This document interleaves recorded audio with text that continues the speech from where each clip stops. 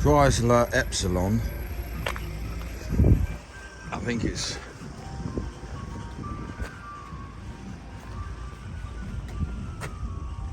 Ypsilon. To do the alternator, you can take the air compressor out and it does fit. And the job is this: you got a clip down there, open that clip with a screwdriver in, just twist it and it undoes. You got a clip there, undo, and then you've got a bolt there and a bolt there. Now, depending on how much pressure's inside the air con, you don't want to just undo the bolt without wearing a pair of glasses and lift it up, because it could spit in your face, could do anything, right? I have had one where I've lifted up the thingy and it's gone bang! There's that much pressure inside. So, glasses on, just undo that and undo that, lift it off, and then this one here, pull it through like that and put it down here. And then this one on the back, push it behind the intake manifold, and then you've got these two bolts to undo to take this plastic off, and then you've got one bolt here, one bolt down the back, and one bolt over on the far side.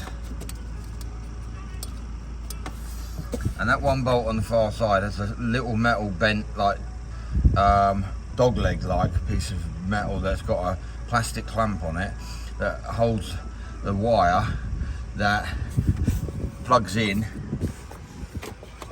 about here to the air compressor. So that's where that goes when you come to put it back.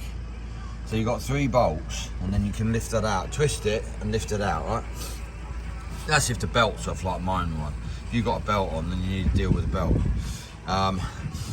Twist it, take it out. And then you got one bolt on the top of the alternator, and go underneath and undo the 2 bolts underneath.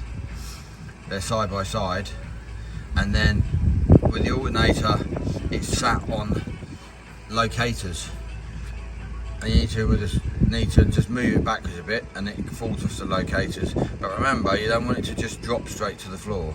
So at that point, you then want to undo the connectors on the back. Is the battery disconnected?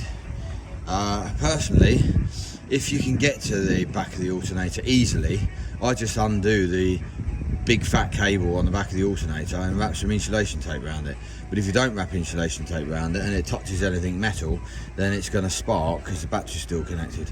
If you want, and it's such an easy car to do it on, it's just undo, right, or the negative, whatever you want to do, right? Undo the ground and disconnect the terminal off, so the battery, so then that lead's dead.